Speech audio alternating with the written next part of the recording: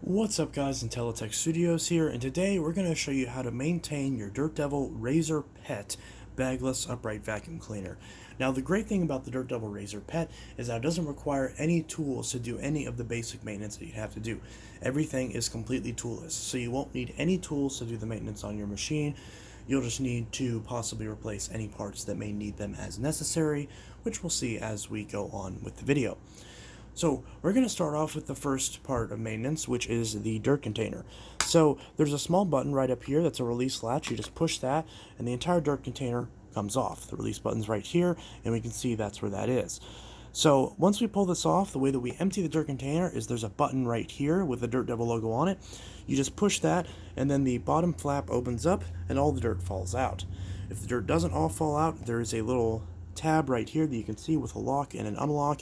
You just grab this handle and twist it and you can pull the filter straight out. You can also remove this purple piece right here by just pulling it straight out in case you need to dislodge any debris or if you want to wash this cage cover. You can wash any of these parts, just make sure to let them dry for at least 24 hours. Now this particular purple piece, if you're wanting to put it back in, if you can see, there's a bit of a larger tab on this side and a bit of a smaller tab on this side. So the smaller tab goes towards the front of the bin, which you can see the little notch right there on the front of the bin, and the bigger notch lines up with the back of the bin. So that's the easiest way to line that up, and it should sit in there completely flush whenever you reassemble it. Make sure there's no debris caught in any of these holes right here, because if there is anything caught in there, that can potentially reduce your airflow and suction power. This, of course, just snaps open. Now, as far as getting to the actual filter, the filter's right here. It's a two-piece filter that's covered, or I should say it's a pleated filter that's covered with this foam filter on the outside. As you can see, it's the Endura F112 filter, and it is rinsable, so you just simply grab this and turn it counterclockwise to unlock it. And now we can see the filter right here. So one thing that you can do is you can wash this, you can tap it off into the trash can, or if you have another vacuum, you can even vacuum off the filter. That's my preferred way of doing it. It is a cone shape, so you actually can take this little foam piece and just kind of lift it up a little bit. And once you lift it up, you can slide it right off the top of the filter and get access to the pleated filter underneath. So both of these filters, you can clean them. You can either vacuum them off, you can tap them out into your trash can or outside, preferably, especially if you have allergies. If you have an air compressor, you can use that as well, or you can even just vacuum it off with another vacuum, or after a few washes, this filter may start to deteriorate a little bit and you may want to replace the filter. Now generally, depending on how often you use this machine, you're going to want to wash this filter around every maybe month to 2 months depending, because in my experience, pretty much every use will get a little bit of dirt on it. But the thing is that pretty much all the dirt, because of the way this is designed with the cone shape and the way that it snaps in here, a lot of the dirt that does get on this filter will get stuck on this upper portion.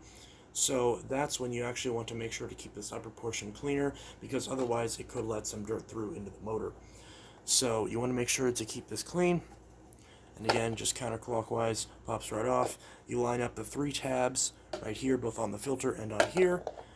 And you just kind of wiggle it until it lines up, and then once you line it up, turn it clockwise until it snaps into place. And you can buy replacement filters. You can replace this entire filter as one unit. I'll link replacement filters in the video description. And then, of course, to reassemble this, you just line this back up right there where it says unlock, and just line up that tab right there and twist it to lock it into place. And now that's all clean. You can, of course, wash all these pieces, or for the bin, you don't generally have to wash the bin, but if you want to wipe it down with a damp cloth, that's a nice, easy, quick way to do that. I recommend every single time you empty the machine, I recommend taking a damp rag and running the damp rag along the seal right here at the bottom of the bin, and just sort of the outside and part of the inside of this as well, just at least up to like right where these little plastic pieces stick out on the inside, and wipe off both the top and the bottom of the bin lid as well, because this bin lid can get a lot of dust on it, and you don't want dust to get all over this bin lid because that can spread to the rest of the machine. So I would say every single time you empty this, you want to wipe this down so that way it still looks clean every time you put it back on the machine. A little bit of dust being inside the bin doesn't necessarily hurt it, but I do recommend wiping off the seals right here to preserve the life of this seal and make sure that you don't get any dust that leaks out of this. Because I have seen a lot of dirt containers, after they've been worn out, the seals will deteriorate and then dirt will start to escape from this, especially as the bin fills up. Now, as far as how often you should empty it, there is a max line right here. Pretty much once the dirt gets to this point, or up until right where it starts to cover this part of the filter, that's when you especially want to empty it, because this does suck down the bottom through the filter. You can see that the filter does stick out through this purple piece. So if you overfill this, you can get stuff stuck to the actual filter. And of course, if that happens and fills up the entire filter, you can reduce performance. So that is one thing to keep in mind. Now, it actually does have a little diagram right here, and it does recommend cleaning the filter every month. And again, I do agree with that. Depending on your usage, you may need to clean the filter about every month, and you can clean it in multiple different ways. If you do wash it, I recommend using Persil to wash it. Any sort of hand soap or laundry detergent will aid you within washing the filter. Or if it's not that bad and you just want to rinse the filter off, that's fine. But again, leave the filter for at least 24, if not 48 hours to completely dry, because especially the pleated filter in here does not take a short time to dry. So now, moving on to the second filter in the machine, there's the post motor filter, which is right here. You need to release the bin, you need to release the bin to get to the post motor filter. There's a small button right here. You press that, and then this little piece comes off. This is just a little cover piece, and the filter's right here. This is a filter style F111 filter, and this is a two-piece filter that is washable.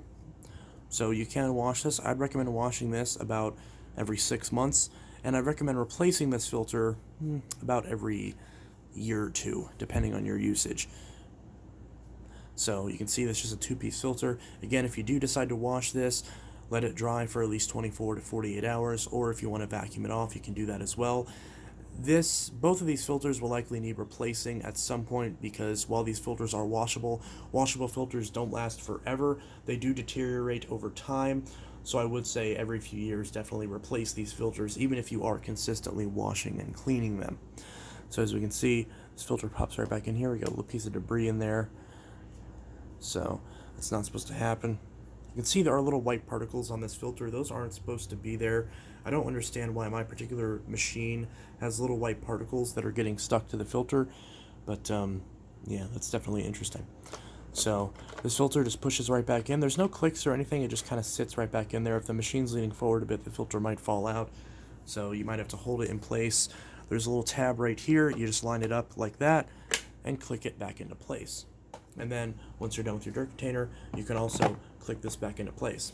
Now there is the inlet right here. You can clean this off with a damp cloth, and there's also the actual entryway into the bin right here. You can see that's gotten a little bit dusty. I'd also recommend wiping that down with a damp cloth with some furniture polish on it, like a microfiber cloth or a dish rag. Just kind of squirt some furniture polish on it and wipe that off. That helps preserve the seals and the gaskets and make sure that it lasts longer and gets the dust off of that as well. I'd recommend doing that pretty much every time that you empty the bin. It's not super necessary, but if you're really concerned about having a clean vacuum, that definitely can help the matter. And that just snaps right back on into place, and now the bin is fully in place. So now the next thing that we're going to focus on, after getting my knee out of the frame, is the brush roll. Now the brush roll does have a serpentine lifetime belt in it, but if I can find replacements for the belt, I will link those in the description. I'm not sure if I'll be able to find belts for these, since I don't believe Dirt Devil makes them widely available, but I could be wrong. Again, if I find this part for the belt, I can link it in the description. Every part that I'm able to find, I will link in the description. And if I can't find that part, then just be wary that if you buy one of these machines, you might struggle to find that part. So we're going to go ahead and grab this, and we're going to flip it over and recline it. There's kind of a certain way to do this. So that's not the best angle, but you can still see what's going on. So here is the bottom brush roll. Now there's two tabs right here that we can squeeze, and that allows the bottom plate to pop right off. And you just lift it up and rotate it towards you and away from the machine.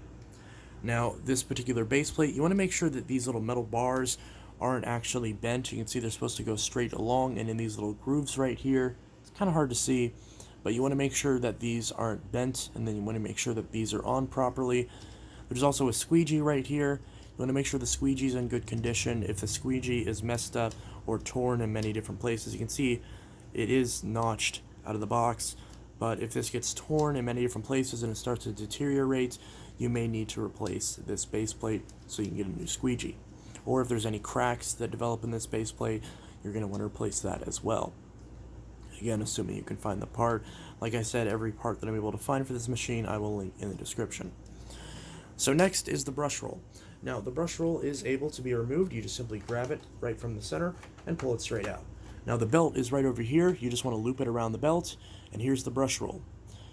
So now that you've removed the brush roll, now's a good time to make sure that you get any hair or thread, strings, floss, anything like that that can be wrapped around the brush roll. You want to make sure to just peel all those off.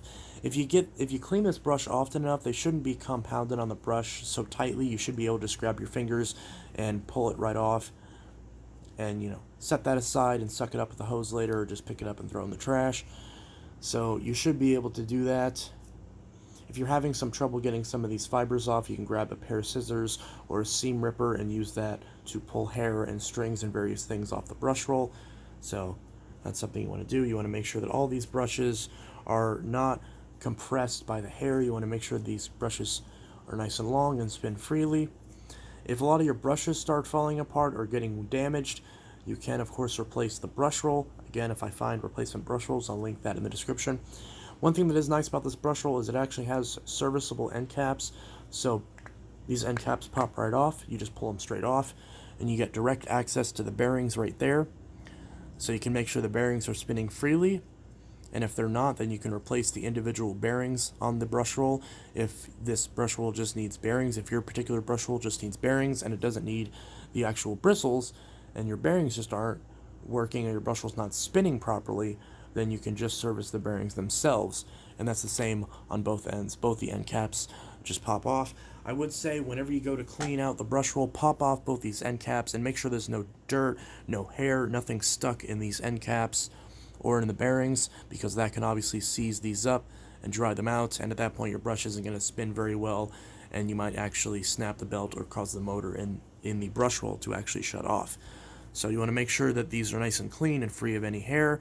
Then once you're done with that, you just want to take the ends and just snap it right back on there and make sure that spins freely. Same story with this side. I'm going to grab that and not drop it. I'm going to line that up right there and make sure these are on the right ends because these are eccentric. I'm going to line that up just like that and snap it right back into place. And there we go. You can see spinning freely. So when we hold just the ends, just like this, we spin the brush roll with our fingers, you can see this does spin freely. Or if you want to just stand this up like this on a surface, the brush roll is supposed to spin freely like that. As you can see right there. Of course, depending on the way I hold this on the carpet, that can have an effect on it. There we go. You can see it's spinning freely. That's what we want. So if it's spinning freely like that, and you've got all the hair and dirt and everything off your brush roll, then your brush roll is good. Now is a good time to inspect the belt. Get that piece of debris out of there. Now is also a good time to inspect the belt, make sure there's no cracks or anything in the belt. Now, if you do need to replace the belt, you'll need to actually remove a lot of these screws, so that way to lift this cover off and get access to the belt and the brush roll motor that you can see right here. So hopefully you don't have any issues with the belt, otherwise it will require further disassembly of the machine, or you can take it to your local vacuum store or your local TTI service center, and they should be able to take care of you just fine. So there's that. Now is also a good time to check for any clogs in this area right here. This is a very thin opening. It's very capable of getting a clog stuck in there, so you want to make sure that this opening is clear. You want to make sure that all these entry pathways right here are clear of debris. So if there's anything like that, you just want to clear that out and make sure that the air has a great path to flow into the machine, so that way you're not potentially choking the machine for air and reducing performance. Now is also a good time to check these wheels. Make sure these wheels are spinning freely. If they're not, some motor oil or WD-40 or Tri-Flow can free up these wheels and help them spin greater. Just make sure you clean up any excess moisture, so that way you don't potentially get that on your carpet and stain your carpet. So I just want to make sure these are spinning freely. Now these do sound a little bit funky, but this machine still is brand new, So, this is something where if I was going to keep this machine, I would lubricate these so that way they sound smoother, but this is just how it sounds out of the box. This is really not ideal for how these wheels should sound out of the box. They should sound a lot smoother than that, but the wheels do still spin just fine, so if you don't mind the noise, then it's something you could certainly deal with, but it's also an easy fix if these aren't turning correctly. So, now that we've got all this cleared up, we're going to go ahead and loop our brush roll back around the belt. Now, if we look, you can see both ends are square, so they're very easy to line up and get pushed down into the housing. So we're just going to line this up right here, right around that belt, and we're going to start out by putting the side with the belt into the machine, just like that, and then now the side without a belt, push that into the machine, make sure both ends are pushed in all the way, and we're going to spin the belt by hand, or spin the brush by hand, so that way it centers the belt by hand, just to make sure that everything is straight and lined up correctly. And once we got that, we're going to grab this cover, and as you can see, there's a couple tabs. There's actually 3 tabs right here. We're just going to line these up with the base plate, just like that. And once we get this lined up, and now once we get these lined up, we just push the bottom plate right into place with each of the tabs on either side of the base. Now the base plate is back on.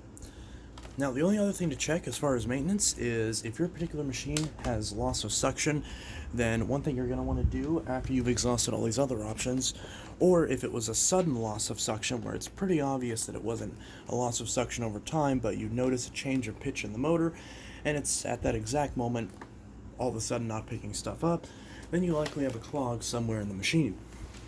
So the first thing to check is based on which mode you're using the machine in. If you have the machine reclined like this and you notice the immediate loss of suction, then you're going to check that air passageway that I previously demonstrated how to access, and you're going to want to check this hose. Now this hose does pretty easily pop right off, and it's also clear, so you can very easily stretch this out and see if there's anything lodged in here. If there is something lodged in here, you can remove the hose on both ends and stick a I was going to say a broom handle, but this isn't really thick enough to fit most broom handles through, although some broom handles might still fit through these hoses. But basically, you're going to want to find something that you can put in this hose to push out the obstruction if you do see an obstruction.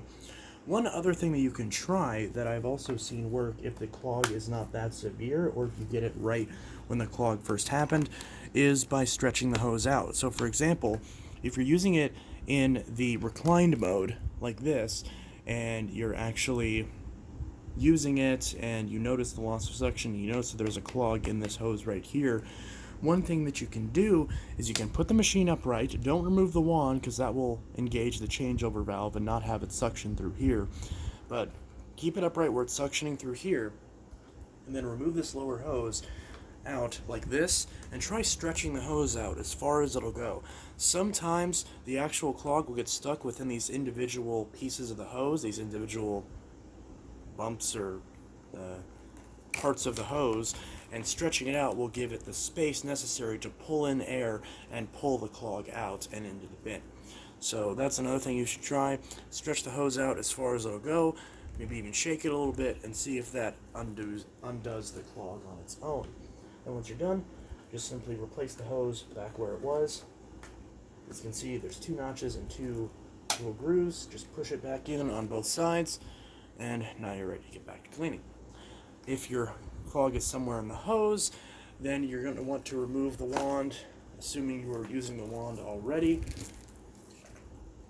First thing you want to do is you want to pull this end right off here and check in the wand and see if there's any obstruction in the wand. Even though this wand is bent, you still should be able to look through it and see if there's any light coming through the other end. You also should be able to stick your finger in and actually see it in there. We can see my finger in there. So if there was a clog obstructing that, then you'll be able to stick a coat hanger or something in there to push out that clog.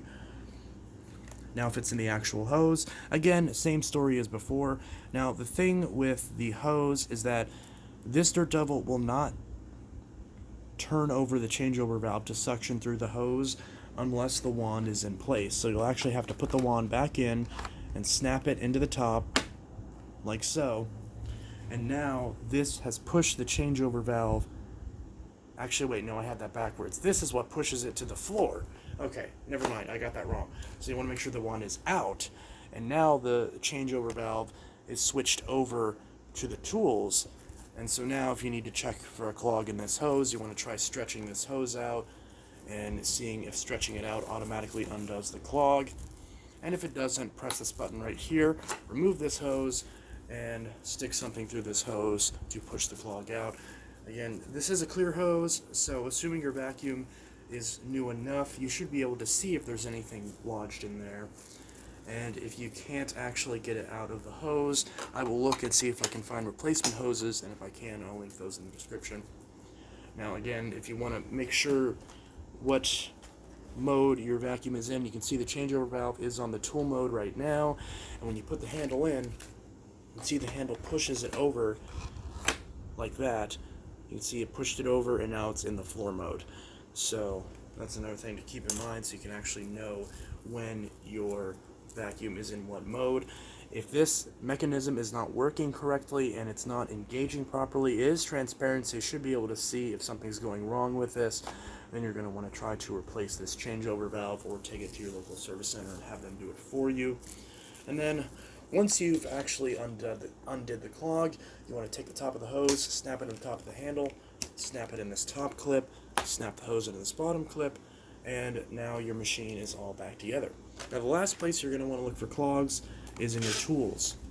So this particular machine comes with two tools. Some models include a turbo brush like this, and some models include a combination tool like this.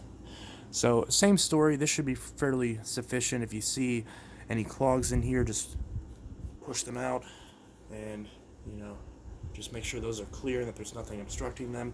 These brushes, if these brushes start to fall out, or if you end up losing the brush entirely, because this brush does come off, so it is entirely possible to lose the brush or lose the actual attachment. So again, if I can find replacements of these attachments, I'll link them in the description below in case you lost yours and need to find replacements. Now for the turbo brush, you want to make sure to pull off any hair that's lodged in the brush like this. Now this is one area where I did say that you, for the most part, don't need a screwdriver for any maintenance on this.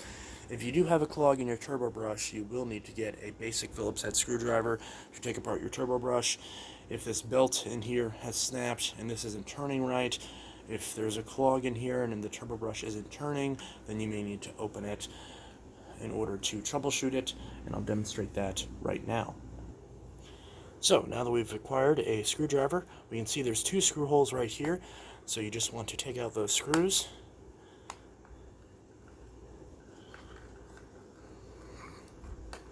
Just like that. And these screws come out very easily. Dump them both out like that. And then here are the two screws. You want to make sure not to lose those. Set those aside. And now you should be able to lift off the top of the turbo brush, just like that. You can see it's actually kind of come apart in a bit of a weird way, but that's okay. So now we can see right here, this is the main turbine. You want to make sure this is spinning effectively, that there's nothing caught in here, nothing major. You want to make sure that nothing's broken, no cracks or anything like that are in this. And as you can see, we have the brush roll and the belt right here. You want to make sure that all this is in good condition. Get any hair, any strings, floss, anything like that that's built up on this brush roll. Make sure that's all out of the way so this spins freely. You can grab the belt and pull out the brush roll. Check the belt for any cracks or anything like that. If this isn't spinning correctly, if the turbine's spinning but the brush isn't spinning correctly, then you're likely going to need a new belt. So again, like I said, any parts that I can find, I'll link in the description. So both these end caps come off in case you need to get any hair, any thread, anything out of here. We actually can see, in my case, there is some hair and stuff on these end caps, or on these little, on the ends of this miniature brush roll. There's a lot of hair in there actually, and I've used this very sparingly.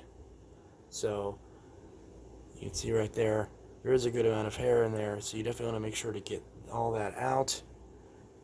Make sure this is completely clear of debris. If you need help getting the hair off of this, I recommend a very small flathead screwdriver. You can kind of stick it in there and kind of pry the hair off of this spindle and out of it. So you can see there's a good amount of hair right there, so you want to make sure to get the hair out of both ends of this brush roll, just like with the main brush roll. It's the same story. Want to make sure that this is free of hair, and you can see right there a lot of hair. Again, same story. You want to make sure that all the hair is out of this brush roll, and that the inside of this is completely clean. As you can see, both the ends are clean. Make sure there's no hair on these bristles on this actual turbo. Make sure there's nothing stuck in the actual end caps. You can see on this one there actually is some hair in there, so we're going to make sure to take that off. There we go. And now that's clean. And where is the other end cap? Yeah, make sure you don't lose any of these pieces as well, because that could be just as bad as it not working. Same story, you're going to take the little bit of hair that I can see on here and discard that. And now that's clean. Leave. Yeah, so these do sit a little bit loose on here. It's just kind of how it is. But again, make sure that spins freely. As you can see, it spins just fine. So we're going to take the belt and loop it around this. Oh, easier said than done. Come on, camera, focus. And then now we're going to set the black piece aside. Make sure there's no clogs in any of these parts of the turbo brush. Make sure that this is all clear. And we're going to take the flat edges, and the flat edges sit down into this transparent part, like so. And also at the same time, we're trying to line the belt up, which can be a bit tricky. So you just want to make sure that that's in there. And there we go. We can see that side is in. That side is in as well. So you can see right there, flat side in, flat side in. Make sure it's pushed down all the way. Make sure it's spinning. And then now we can grab the turbine. Again, making sure there's no hair in there. You can see this piece actually comes off. So you want to make sure there's nothing built up in there. And put that back on. Same story with this. Make sure there's no hair in there. Now this part should not rotate, because obviously you're relying on the turbine to spin this, to spin the belt, to spin the brush roll. So now we're going to line this piece up with the belt. And again, both these are square notches. So we're just going to line this up and push it back into place, just like this. We're going to spin this a couple times. Make sure the belt is properly centered on both the turbine and the brush roll. And you can see that is good. Make sure there's no debris caught in here. Make sure that's all good. And you can see we're just going to line up these tabs right here. Just going to line this up and gently push it into place. There we go. Now it's back together. And then now we just got to put in the two screws. If I can find them. Here they are. So we're just going to grab both of these screws, pop them back in there. Kind of wiggle it around to get the screws set in. And there we go. Make sure the screws are threading properly. There we go. That one's tight. And now this one. I'm going to get this one in there. Make sure that one's tight. There we go. That is tight. So now the turbo brush is perfectly serviced, and it should be good to go. So at that point, that's pretty much it. And then of course just fit this back onto the turbo brush holder on your machine. You clip it back into place. And there we go. So now your Dirt Devil Razor Pet should be fully working. We've cleared the clogs, we've checked the brush roll, made sure there's no hair on it, made sure the brush roll is spinning freely, made sure all the filters are clean, if there's no clogs anywhere in the machine, and that all the attachments and peripherals are working as they should. I think now it's time to test out our freshly repaired Dirt Devil.